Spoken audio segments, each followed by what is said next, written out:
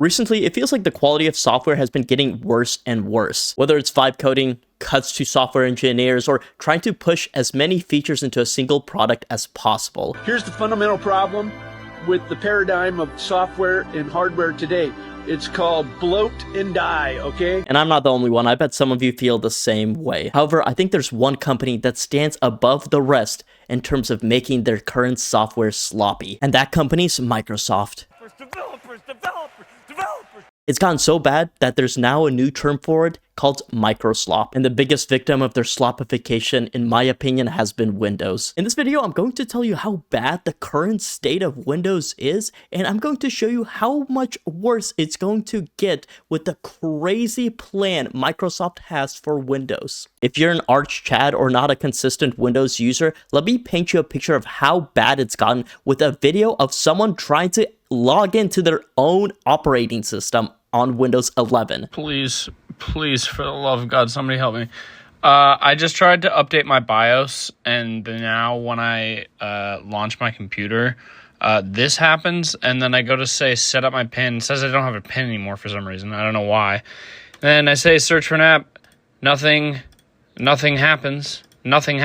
And then I'm sure many of you are saying, hey, just restart, do the troubleshooting thing.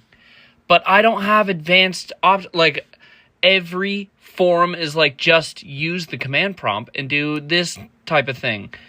But I don't have any of those options. I don't know why. Anyway, any advice would be so wonderful. This man can't even log in after an update, and crazy enough, I've had the same problem occur where I can't get in myself. I know, you guys are probably disappointed I'm not an arch Chad, but I will be converting. Even crazier, if you get a new computer that's Windows-based, you cannot log into it unless you have a Microsoft account, which means you have to have an internet connection if you want to get into your newly purchased computer. Long gone are the days that I even remember of you buy it and it just works. That is unless you have a key from a prominent New York island-owning financier. And things don't get better once you log in. Some of you may have been noticing that the start menu is acting a little bit different. Well, that's because Microsoft rewrote key features of the start menu, the search bar, even other portions of the OS, from C and C++ to WebView 2. If you're not familiar with WebView 2, Microsoft took the Chromium engine, added a layer on top of it to make it more quote-unquote optimized for Windows, and named it the Edge engine, which then got embedded into the start menu and a bunch of other Windows apps. So every time you open the start menu or you search for anything on Windows, technically you're starting up Chrome, which is kind of similar to how Electron works. And of course, it's known for being extremely performant. A YouTuber actually did a performance comparison test between every Windows operating system since Windows XP to Windows 11, and Windows 11 was the slowest operating system out of all of them in every single category except file transfer speeds. So yes, Windows 11 is slower than the legendary Windows Vista. Miss you. And you Rust fanboys might get your way because they're thinking of transforming all of their C and C++ to Rust. There's North Star, 1 engineer, 1 month, 1 million lines of code. I pray for that one engineer. And what do we get for the slower performance? A ton of bloatware and ads embedded right into our OS, aka slop. Let me show you what it's like to check the weather on Windows. Yep, it's all just filled with slop. And even worse, there's this icon at the top of my screen that I can't even get rid of. And all it does is open Bing. All of that doesn't come close to Microsoft's biggest piece of slop, Microsoft Copilot. As developers, we might be familiar with Copilot in VS Code, but Microsoft has been trying to push AI, aka Copilot, into almost every single application. They've added a feature where if you right-click on a file, you can ask Copilot about it. There's now a native Copilot chat app that comes pre-installed. They even desecrated the sacred Notepad app by forcing Copilot into it. The reason Microsoft is doing this is because they want to turn Windows into an Agentic OS. And if you're confused on what that even means, in short, Microsoft, instead of wanting you to work on the OS and with the OS, they want you to work with an AI chatbot or some kind of AI and make it do tasks for you on your OS. So instead of you making that awesome new Chud meme and sharing it on Instagram,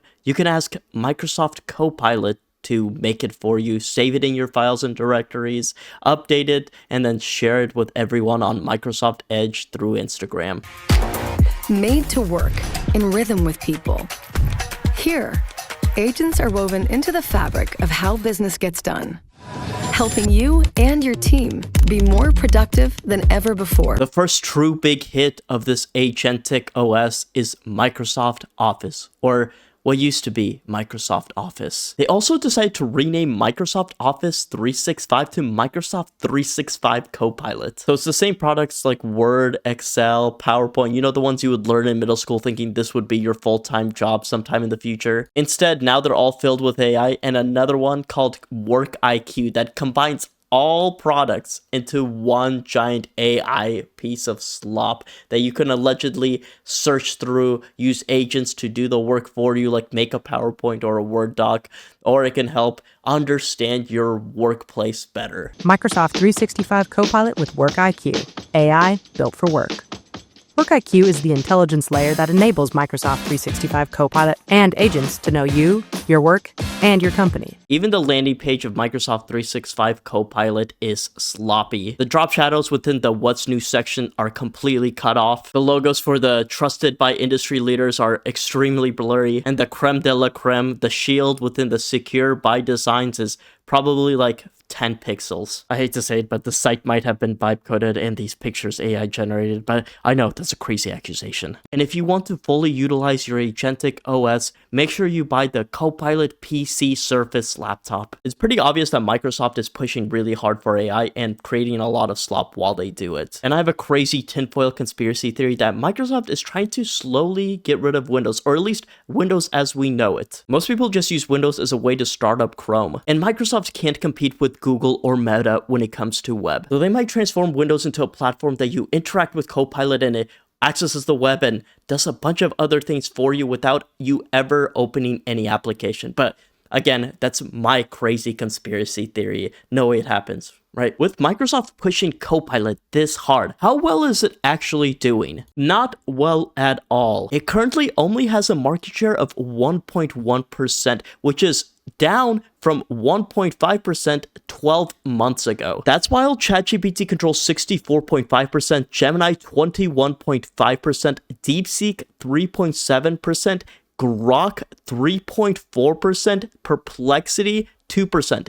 Even Perplexity and Grok are beating it, and Claude at 2%. These stats don't consider usage within the Windows operating system, but since Microsoft hasn't been releasing those stats, it might not be looking good. Now, if you're getting tired of all this Microsoft just like me, you might be wondering, what should I do next? Well, I might have a solution. It's a mystical thing called Linux, which most of you probably predicted and most of you probably already use, but still, with Windows getting this much hate and Linux getting a lot of compatibility coming to it, is this the year of the Linux desktop? Honestly, I don't know, but I'm going to give it a try myself. Now, if you want to join me on this journey of moving from Windows or Mac to Linux, you might be wondering, what OS should you use? I'm going to try out Zorin OS since it's fairly clean and has a similar layout to Mac and Windows with the perks of being a Linux distro. But if you have better Linux OS recommendations, make sure you leave a comment, and I'm not just trying to farm YouTube algorithm points. But if you or a loved one have been seeing side effects from being exposed to too much microslop, make sure you get in contact with me by liking and subscribing. Thanks for watching.